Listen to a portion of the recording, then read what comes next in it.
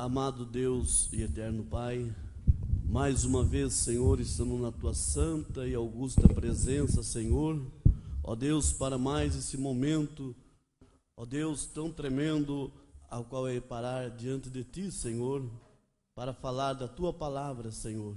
Estamos aqui dependendo de Ti, Senhor, e crendo que o Senhor está presente para nos abençoar. Como o Senhor nos abençoou ontem com a palavra, ó Deus, o Senhor tem nos abençoado, Senhor, que é a porção que o Senhor tem provido para nós, alimento espiritual, ó Deus, em seu devido tempo. Pai querido, ó Pai maravilhoso, venha nos abençoar mais uma vez como o Senhor tem abençoado. Perdoa também as nossas debilidades, falhas, Senhor, que nada seja impedido a operação do Teu Espírito, no nome de Jesus Cristo. Amém. Bom dia para todos, em nome de Jesus. Bom dia também aos irmãos que estão pela internet, que Deus possa continuar a derramar ricas bênçãos sobre cada um. Dizemos assim porque Jeremias disse que o Senhor é o Senhor que enche os céus e a terra, é o Deus de perto, mas também é o Deus de longe, né? Então o Senhor pode alcançar por esse veículo de comunicação a cada irmão em nome de Jesus. Eu tentarei falar um pouquinho, já falei algumas vezes sobre esse assunto, mas Deus colocou em meu coração. Tentarei falar mais um pouquinho sobre paciência, baseado em Salmo 40 e Tiago 1, verso 3. Louvado seja Deus. Domingo passado nós falamos sobre dores de parto. Olha, irmãos, eu estava ali meditando e pensando, parece que foi ontem mesmo que tivemos aqui, né? Como que passou que nem vimos passar, né? Está tão rápido, irmão, olha, está tão rápido que o rápido está próximo, né? E não estão percebendo. Então, o Salmo 40 primeiro diz assim: esperei com paciência no Senhor, e Ele se inclinou para mim, e ouviu o meu clamor. Tirou-me de um lago horrível, de um charco de lodo, pôs os meus pés sobre uma rocha, firmou os meus passos, e pôs um novo cântico na minha boca, um hino ao nosso Deus. Muitos o verão e temerão e confiarão no Senhor. Agora, se alguém quiser acompanhar, é só um versículo ou dois, talvez. Epístola Universal do Apóstolo São Tiago, capítulo 1, verso 3 e 4, diz assim: sabendo que a prova da vossa fé obra paciência, tenha, porém, a paciência a sua obra perfeita, para que sejais perfeitos e completos, sem falta em coisa alguma. Tá bom, até aí mesmo. Que o Senhor possa acrescentar as suas bênçãos sobre a sua palavra. Amém. Pode sentar, irmãos. Graças a Deus. Então, irmãos, nós vemos aqui o próprio Davi, ele falando sobre a paciência, né? Quando se trata de paciência, logo nós podemos imaginar a estatura de um varão perfeito, ver ali as virtudes de cada degrau, né? Ali está, diz o profeta de Deus, as 7 naturezas do Cordeiro, começando por fé, conhecimento. Se o Wesley puder pôr para mim rapidinho aí, a estatura do varão perfeito, assim nós falamos precisamente. O Wesley é um crânio, é muito rápido. E nós vemos que então o primeiro degrau é a fé. Por que a fé? Porque a fé, o Mombrana diz que é aquele pontinho que nasce lá na alma, vê? Lá na alma do eleito, do predestinado. E esse pontinho chama-se fé, revelação, vê? Então é fé, virtude, conhecimento, temperança, paciência, piedade, amor fraternal. E em cima vem a pedra coroadora, que é Cristo. Então nós vemos que quando se fala de paciência, irmãos, os irmãos lembram de domingo passado falando sobre o lírio da lagoa, né? Ele está lá no fundo da lagoa, entre rãs e tantas coisas, e répteis ali naquele água barrenta, escura ali. Mas com paciência ela vai saindo, até sair fora e de repente abre aquele lindo lírio, uma mulher chama lírio da lagoa. E claro que tem algo puxando pela natureza de Deus aquilo ali, que é o sol, né? O sol. Então, se levarmos para o lado espiritual, nós éramos também esse lírio, essa sementinha que estava lá no fundo do poço, no lodo. Não foi isso que Davi disse? Tirou-me de um charco de lodo, de um lugar horrível, e firmou nossos passos. Porque existia um sol que estava puxando nós para cima, até produzir esta vida em perfeição. E esse sol da justiça é o Senhor Jesus Cristo. E o profeta de Deus, falando sobre essas virtudes, dessas 7 naturezas do Cordeiro, ele fixou muito bem também sobre esse degrau, sobre a paciência. Ele chega a dizer coisa que muitas vezes nós paramos e parece um paradoxo, mas é real. Ele diz, nós temos que ter paciência até mesmo com Deus. Olha que coisa, nós ter paciência com Deus? Ou Deus ter paciência com nós? Mas ele explica que muitas vezes nós também temos que ter paciência com Deus. Por isso é bom ter profeta, né, irmãos? O profeta vem e alinha as coisas e você vai ver, não há nada de contradição. Ainda que pareça aos olhos de muitos que não têm revelação, e até mesmo nossos olhos, um paradoxo. O que é um paradoxo? Paradoxo é algo incrível, você fica admirado, de boca aberta. Mas será? Mas é real. Isso é um paradoxo. Então veja o que ele disse aqui no parágrafo 143 da mensagem A Estatura de um Varão Perfeito. Ele falou sobre paciência e depois ele diz assim, paciência com quem? Veja, que classe de paciência? Em primeiro lugar, devemos ter paciência com Deus. Nós vamos entender isso. Se você tem fé genuína, então terá paciência genuína, porque sabemos que a prova da vossa fé obra paciência, que nós lemos Tiago 1, versículo 3. Veja, quando Deus diz algo, você crê naquilo, e ali termina o assunto. Tem que ter paciência. Ontem à noite perdi a cura. Ele que me curasse, me perdoe. Ontem à noite pedi a cura, não é perdi não, pedi a cura, que ele me curasse. E hoje estou enfermo do mesmo modo. Onde está a sua paciência? Deus disse algo a Abraão, e 25 anos depois não havia nada, mas ele ainda cria. Ele foi paciente com Deus. Sempre ponha ao Senhor Jesus e deixe que ele seja o passo seguinte. Você não o pode cruzar, assim sendo, ponha-o sempre por diante. Ele disse que sucederia e sucederá. Isso é correto. Veja, Noé teve paciência, sim, Senhor. Noé teve a genuína paciência piedosa. Glória a Deus. Deus disse, vou destruir esse mundo com chuva. E Noé pregou isso por 121. Ele teve bastante paciência, porque nem mesmo caía orvalho do céu, nem nada. Por todos os lados era igual e poeirento como antes. E isso por 120 anos.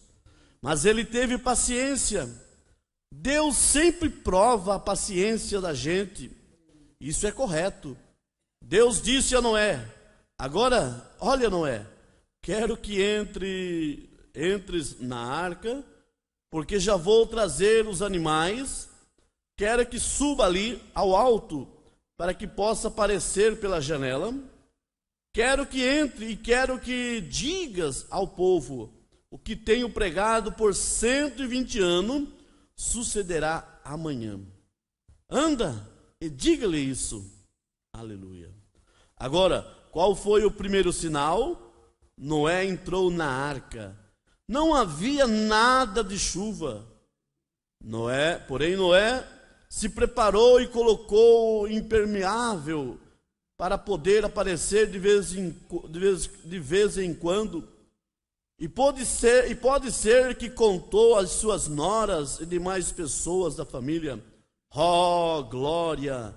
Amanhã verão algo que nunca tem visto, porque todos os céus haverão nuvens escuras e relâmpagos, e a espada de Deus partirá as nuvens, e ele condenará estes pecadores que nos têm rejeitado estes 120 anos. Veja bem.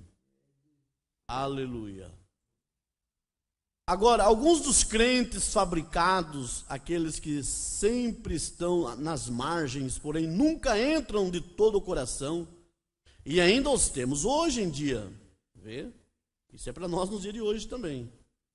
Alguns deles disseram: pois é possível que aquele velho tenha razão, iremos amanhã por umas quantas horas para ver o que sucede. Ao amanhecer do dia seguinte, em vez de aparecer as nuvens negras, ali vinha o sol, como sempre. Noé apareceu pela janela e disse: olhem, não há uma só nuvem. Então chegou um dos incrédulos e disse, um dos seus crentes fabricados: já sabia que tu eras um daqueles. Havia visto que tinha muitos interesses. O crente fabricado: Senhor, dispense-me. Unicamente é que isso havia me animado. Estava assim, meio rindo e não encontrava palavras. Vê? Porém, Noé teve paciência. Disse: se não vem hoje, será amanhã. Por quê? Porque assim diz Deus. Aqueles lhe perguntaram: Noé, quando te disse isso? Faz uns 120 anos tenho pregado até aqui, e agora unicamente estou esperando. Mas adiante encontraremos que Deus também tem vindo até aqui, esperando a igreja. Mas ela estará ali? Não estará? Não tenha temor. Ele o prometeu. Temos estado esperando todo esse tempo para ver a ressurreição. Haverá uma ressurreição. Não tenha temor. Deus prometeu. Espere com paciência. Pode ser que você durma por um momento antes que aconteça a ressurreição. Porém, naquele dia você despertará. Aleluia! Ele o prometeu. O que nós chamamos mortes apenas é um descanso. Glória a Deus. Todos aqueles que estão dormindo em Cristo, não se pode morrer em Cristo. A vida e a morte não podem permanecer juntas.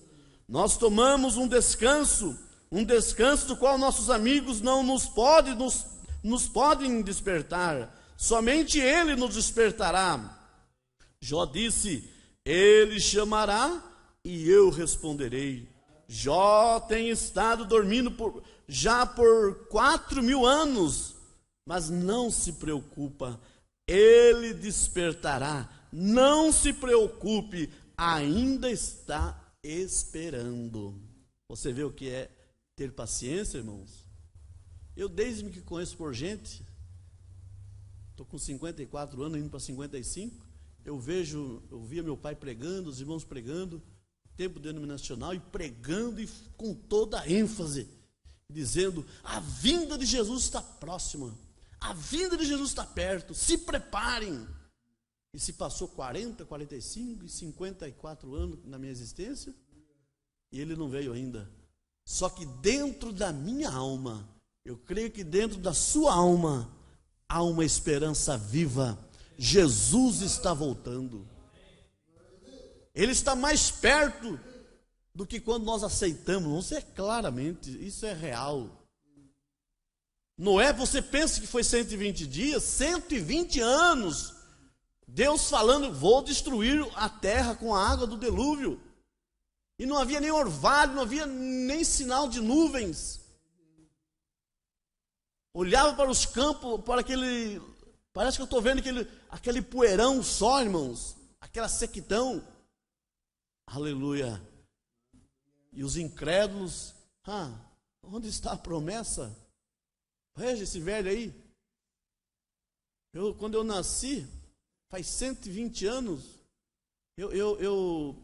meus pais vinham falando para mim, hoje já estou com meu pai, já sepultei meu pai, já sepultei minha mãe. Isso é a minha teologia, irmãos. E tal, e veja, eu já estou velho, pronto já para partir, e cadê a chuva? E esse velho aí construindo esse barcão aí, olha. Irmãos. Aí cumpre o que Jesus disse, né? Ser fiel até a morte, e dar-te-ei a coroa da vida. Então o verdadeiro cristão, irmãos, ainda que para mim, não sei quanto vai demorar. Demore 100 ou 500 anos, mas eu estou esperando, eu creio. Jó, lembrando dizer que Jó, ele teve convicção e ele dormiu, ele não morreu, ele dormiu no Senhor há 4.000 anos. Mas nessa convicção, ele me chamará e eu responderei. Vê? E não pense que quando a sepultura se abrir, Deus vai precisar daquele corpo, esqueleto, tudo ali, para ressuscitar o morto. Não.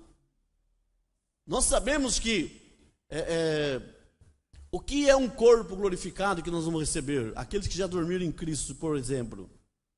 Todos nós sabemos que hoje os nossos irmãos que estão na sexta dimensão estão num corpo celestial, um corpo celeste, um corpo teofânico, onde não come, não bebe, mas é real.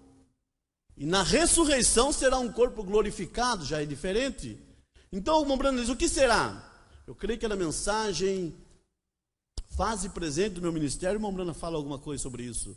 Deus vai pegar esse corpo celeste que está na sexta dimensão, vai juntar com aqueles 16 elementos que estão ali na sepultura. E não precisa de tudo, só uma poeirinha de nada ali. Você sabia que você pode pegar todo o mar? Nós temos 70% de água sobre a face da terra, em volta da terra. 30% é terra e 70% é água, é mar. Vocês sabem disso. O nosso corpo fala disso. Nós temos 70% de água e 30% de terra, massa. Você sabia que você, para ter o mar, você pode ter o mar todo em sua mão?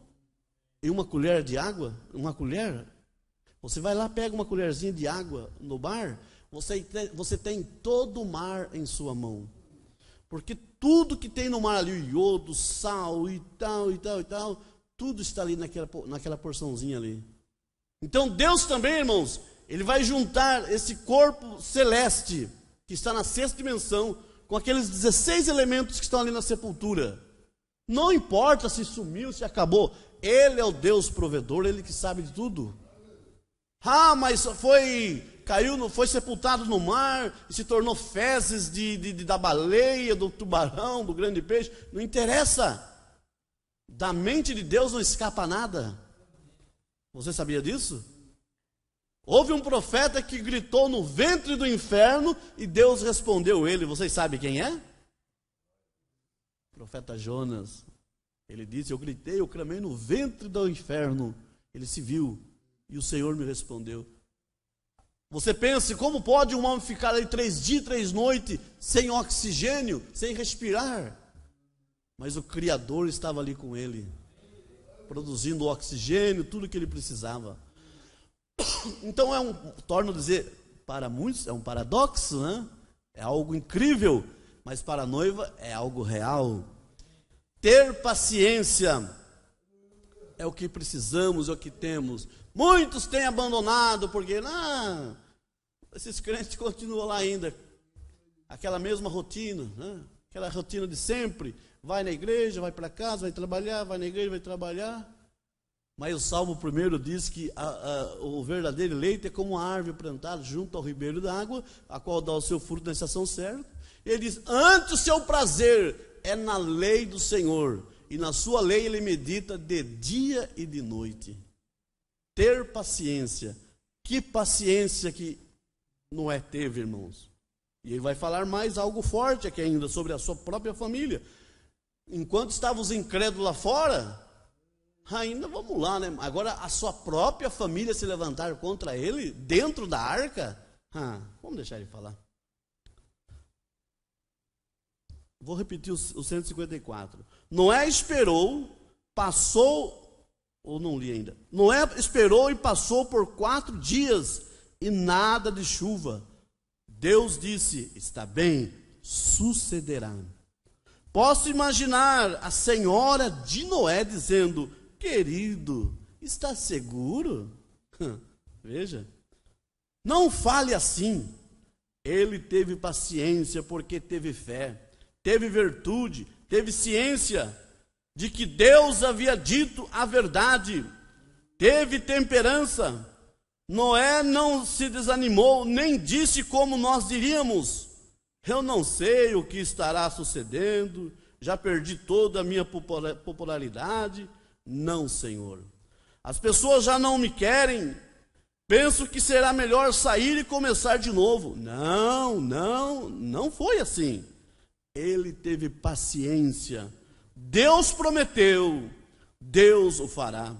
Deus o fará, porque assim o disse Deus.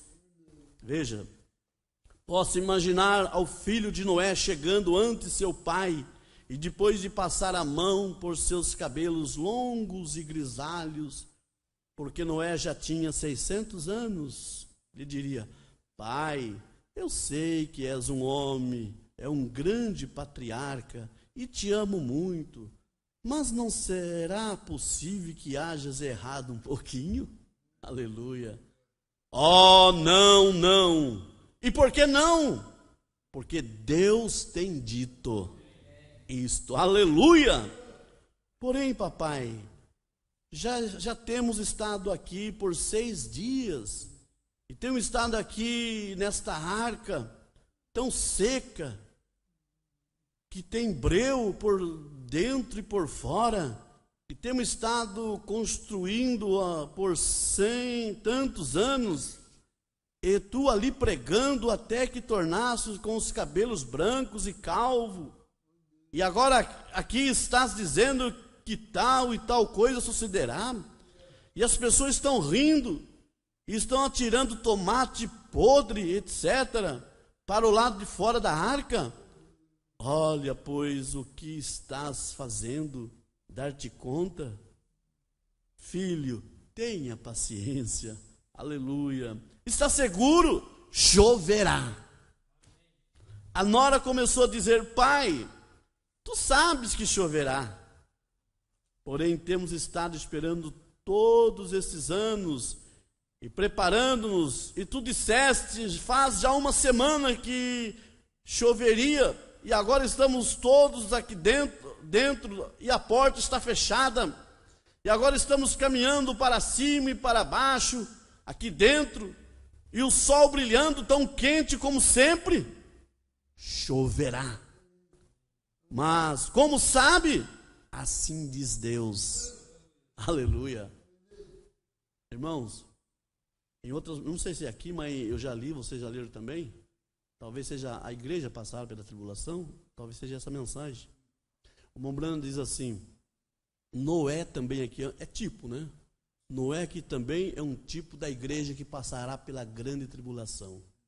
Que tribulação, irmãos? Vocês podem imaginar? Que tribulação.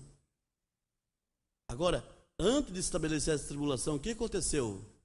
Deus tirou quem? Enoque. Enoque foi o 7º depois de Adão. E a Bíblia diz, estamos ouvindo a mensagem ainda ao arrebatamento, o Mombrano vem explicando direitinho ali. E andou Enoque com Deus, não provou a morte, sendo o 7º depois de Adão. E Deus o trasladara. Veja, e quando Deus toma Enoque, Noé estava de olho em Enoque, porque ele sabia que ia haver um rápido. E quando Deus levou Enoque, estabeleceu a tribulação. Noé começou a entrar em grande tribulação. É um tipo perfeito, uma morena diz. A noiva vai ser tomada qualquer dia desse. Nessa 7ª era. E a igreja vai entrar no período da grande tribulação. Você imagina, irmãos, Noé então passando por essas tribulações, pessoas lá fora, tomate podre, e talvez até ovo, ovo podre, e jogando, e zombando, rindo. Isso daí para Noé não era nada. Mas a sua própria esposa, seus próprios filhos, nora, passar a mão na carequinha deles, e naqueles cabelinhos, resto de cabelos grisalho. O senhor não está enganado, não? E mais, uma semana ali, 6 dias. E de repente, você pensa que estava bom o cheiro ali, irmãos? Com aqueles animais ali dentro? Ou será que eles não faziam necessidade? Ali a vida estava normal. Deus não ia colocar eles ali para morrer de fome. Eles tinham tudo ali, irmãos, preparado por Deus. Porque Deus não faz nada pela metade. E você já pode imaginar a fedentina que estava dentro daquela arca? Mas havia 3 degraus ali. As 3 etapas da graça também estavam ali. Oh, que coisa! Mas a paciência, irmãos, opera muita coisa. Então vamos seguir mais um pouco. O profeta de Deus dizendo: agora, quando você chega a esse ponto, então acrescente-o, porém, se não o tem, a forma é melhor não tratar de acrescentar, porque não servirá para cura nenhuma.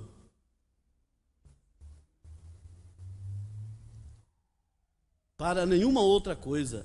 Tem que se ligar com o mesmo material com o qual se vulcaniza.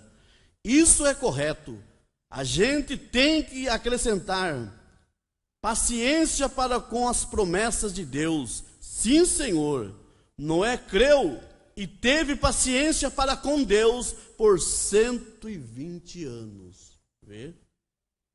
Ele diz agora: Moisés teve paciência com Deus. Sim, Senhor. Deus disse: Moisés, tenho ouvido o clamor de meu povo, tenho visto as suas aflições e vou libertá-lo, vou te enviar. Então houve um contraste ali entre Deus e Moisés, e Deus lhe mostrou sua glória. E então Moisés disse: já vou. Já que tinha visto a glória de Deus, Moisés teve fé. Deus disse: que levas na mão, Moisés? Disse: uma vara. Deus disse: lança-a no solo. A vara se tornou uma serpente. Então Moisés disse: ó Deus meu. Disse: levanta, Moisés. Se posso converter a vara numa serpente, também posso torná-la em sua forma original. Aleluia, amém. Se Deus me pôde dar vida natural, também pode dar-me vida espiritual. Se Deus me pôde conceder o primeiro nascimento, também pode conceder este corpo por meio da cura divina. Também pode levantá-lo para a sua glória nos últimos dias. Você crê, irmãos? Amém. Porque lançar esta vara ao solo e convertê-la numa serpente, e também posso torná-la de novo numa vara, tomá-la pela cauda. Moisés a recolheu e ali estava uma vara. Glória a Deus, glória. Então se pode começar a acrescentar a ciência. Moisés, que se passa com tua mão? Nada, Senhor. Coloca sua mão no seio. Muito bem. E agora? Branca com lepra. Ó Deus, olha a minha mão. Volte a coloca em teu seio, Moisés. Tornou colocá-la e tirá-la. Estava bem. Então começou a acrescentar um sobre o outro. Sim, Senhor. Aleluia. Quando chegou ao Egito, em seguida encontrou oposição. Quando chegou ali ao palácio e disse: O Senhor Deus disse: deixe ir o meu povo, a meu povo. Faraó, quero que entendas isto. Eu venho como representante de Deus, tu tens que me obedecer. Faraó disse: obedecer? Sabe quem eu sou?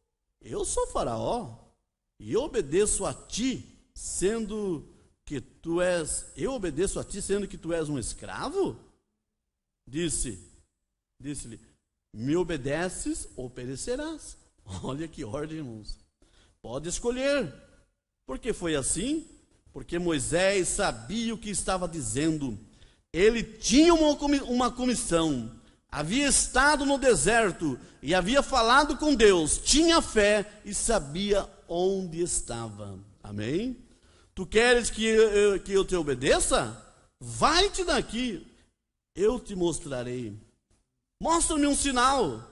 Então Moisés lançou sua vara e tornou uma serpente. Agora Faraó disse: que truque tão comum e fácil. Aproxima-te um pouco, Janes e Jambres. Vem aqui, lance suas varas. As lançaram e também se converteram em serpente. Olha só como que Satanás faz as coisas, irmãos. Vê que coisa, né? E depois Paulo lá na frente reviveu esse assunto aí, eu creio que é em Timóteo, né? Então, para Faraó, você, Moisés, essa vara sua se transformar em serpente, tem 2 homens ungidos também aqui, olha. Eles vai cair fogo do céu. Quer ver só? Janes, isso aqui, ó. Moisés lançou a vara aí e se tornou serpente. Cadê? Faz também. Lançou e concedeu a mesma coisa. Agora, tu, um mago simples, vem aqui antes mim, um egípcio, um faraó do Egito, e tu vens aqui com teus truques tão insensatos, teus enganos, lendo as mentes. Você sabe o que eu quero dizer. Oxalá ou entenda, telepatia mental, etc. Vem aqui com essas coisas, pois nós podemos fazer as mesmas coisas.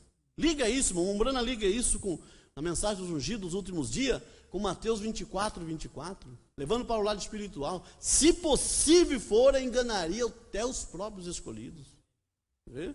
Ontem, acho que foi ontem que meu pai estava pregando e falando das curas. Até as curas, pessoas ajoelhadas ali diante da cidinha ali, diante de uma idolatria. Quantas pessoas sinceras e receberam cura?